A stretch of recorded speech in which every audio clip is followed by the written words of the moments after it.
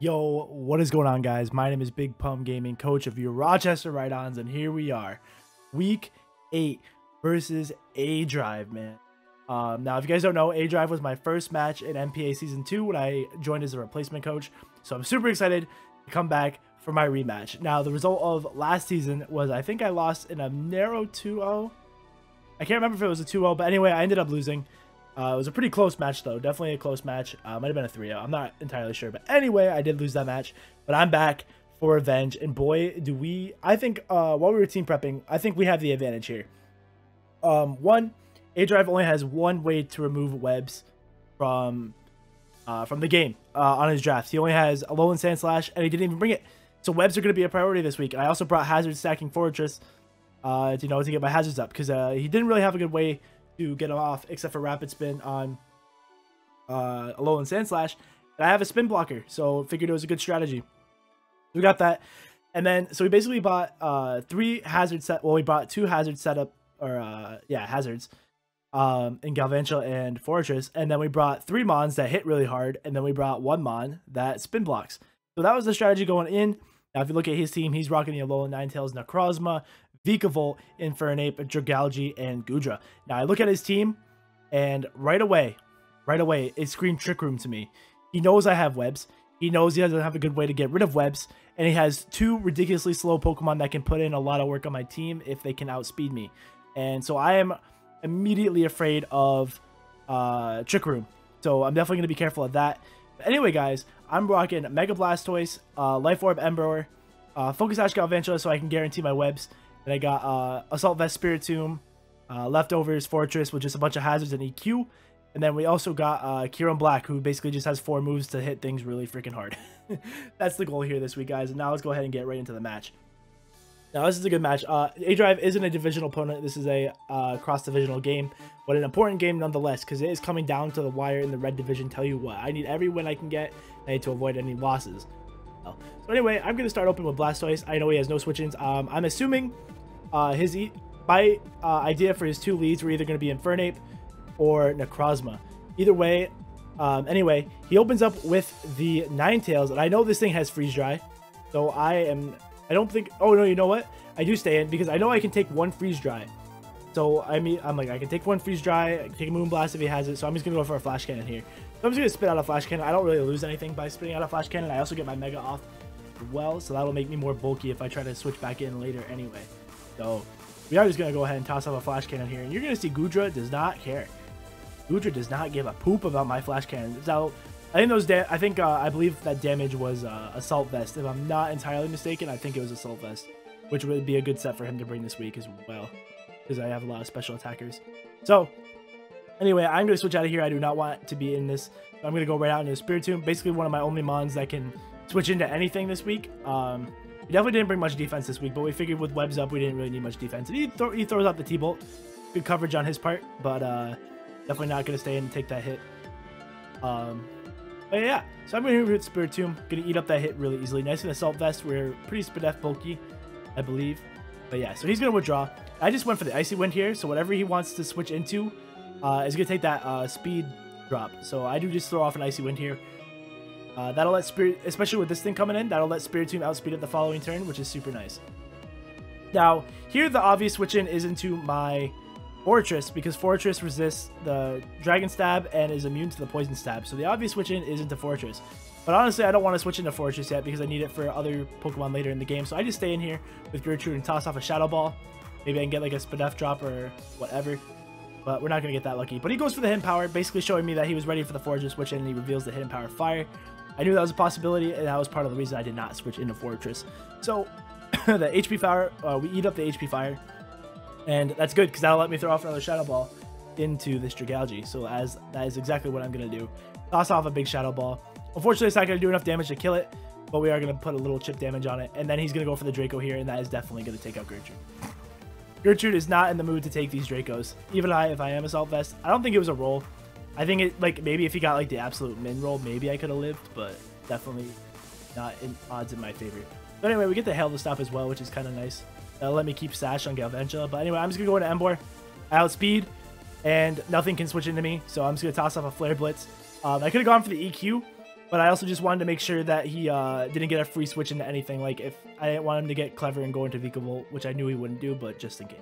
So I just tossed off a Fail Blitz. I know I'm not going to take much recoil anyway, but I am going to take some Life Orb recoil, and basically just reveals I'm Life Orb, but I didn't have a way around that. But anyway, here he goes into Necrozma. Now this thing can throw a Psychic off. He can eat a Sucker Punch, so I'm not about to go throw a Sucker Punch. Actually, Flare Blitz would do more than Sucker Punch because of Prism Armor. But anyway, I'm going to get out of there. I'm going to go into Fortress, who can eat hits from this thing all day. I'm pretty sure I could even eat an HP Fire. That's if he was offensive invested, but I was pretty sure this thing was going to be pretty defensive. Anyway, we're going to eat up that Psychic, as you can see. Easy peasy. Now here I am predicting the Infernape. I know he wants to get into Infernape for free. He probably thinks I'm going to set up my Stealth Rocks. I cannot let Infernape come in for free because I have no switch into it, so I am going to toss off an EQ here and do a butt ton of damage. I kind of wish it would have been pretty funny if we were like attack invested to kill the Infernape on the switch in, because I knew this was going to play. I had this play planned out in my head, because anytime he can get Infernape in for free is bad for me, so I had to make sure he couldn't get it in for free. Kind of regretting the Earthquake. I wanted to bring Volt Switch, but he has a Crocodile, so I didn't want to get stuck in the Fortress on a Crocodile, so we didn't bring Volt Switch, we just brought the EQ. Anyway, I'm going to go into Blastoise here. Not a free switch, as you can see. I thought he was going to go for the Flare Blitz, and I would have been able to live a Flare Blitz plus a Close Combat, so I figured that would have been an okay play. He goes right for the Close Combat. Pretty risky on his part. I could have just killed him, but he knows I have to keep Fortress in the back, so good play on his part to just go for the Close Combat, and 2 Close Combats are going to pick off my Blastoise, unfortunately.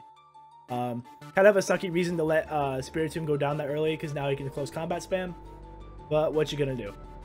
But anyway, I'm gonna go back out in Emboar here. I really don't have anything to take a hit from this thing, so I basically just gotta sack off my Emboar here. Yep, so there he goes. Does a lot of damage. I knew it wasn't gonna kill unless you got a crit, but can't prep for on that. Anyway, I am just gonna toss off another Flare Blitz here just to make sure he can't get cheeky, which out. I know this thing is gonna die because it has no health and he's like -3, so down goes the Infernape. Emboar picks up a kill. Good work, Emboar. Anyway, so I am gonna go down here to the recoil. So Emboar dies to his Life Orb recoil, which is unfortunate, but it's all good. Now here, I want to get up my webs. I'm like, it's time. I need to get up my webs. So anyway, he goes out into Ninetales, and I went out into Armagoma, the spider. The spider. Oh yeah. And so I'm like, all right, it's time to get up webs. He has no way to get rid of them.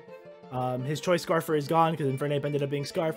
Anyway, I'm gonna get up my webs, and he goes for Nasty Plot. The one thing I did not predict on this Ninetales was to be Nasty Plot. I figured he would have gone for the Aurora Veil route, because that would have let him kind of take some hits, even though if I was outspitting him. But he sets up the Nasty Plot, and that is bad news, Bears, and he does break my Sash here. Not a super big deal because I wasn't going to kill him with Thunder anyway, so I wasn't going to live this hit.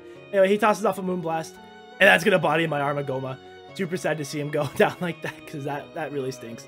So now we got a Nasty Plot Ninetales in front of me, and I have to go into Fortress and hope he doesn't have HP Fire. And guess what he has? HP Fire. So Fortress gets bopped here. I could have lived a +2 Moonblast, because I was a max Spadef Fortress, but it didn't really matter too much because I only had Earthquake on it for attacking moves. But now I'm going to go into Kyurem, and here's another problem. Kyurem is packing the Chople Berry because I was going to take a Mach Punch from the Infernape. Fortunately, that's not going to help. He's going to go for the Moonblast, and that's going to take me out. Like, no question about it. Kyurem does not live a Moonblast. So yeah, pretty short game this week. I think it was, what, 16 turns? 16 turns. So that's rough. Very rough game versus aDrive this week. But yeah, I did not prep for Nasty Plot Ninetales. It just blew me back. So amazing prep on his part. I didn't prep for it. Looking back, the only play I think I should have made, but I don't think I made a bad play per se. I think my play should have been when Dragalge came in and went for the Draco and took out Gertrude. I should have gone into Spider right away and then set up webs. But I was worried about setting up webs too early with the Vikavolt still around, because if he sets up Trick Room, Vikavolt runs through my team. And we talked after the match. He actually had Steelium Z Vikavolt. So if he was Trick Room and whatever, he could have took out my Kira anyway. So as unfortunate as it is, especially when I thought I had the matchup, he pulls it out with Nasty Plot, Alolan Ninetales, and I tell you what, counter team format is amazing because I didn't expect Nasty Plot, Alolan Ninetales, so that's good prep on his part. And my team is I wouldn't say it was weak to Fairy, but Alolan Ninetales had a much better matchup than I initially gave credit for, and it definitely took advantage of it on this week. So as unfortunate as it is, we are going to take the loss here. That's our biggest loss of the season, a 4-0.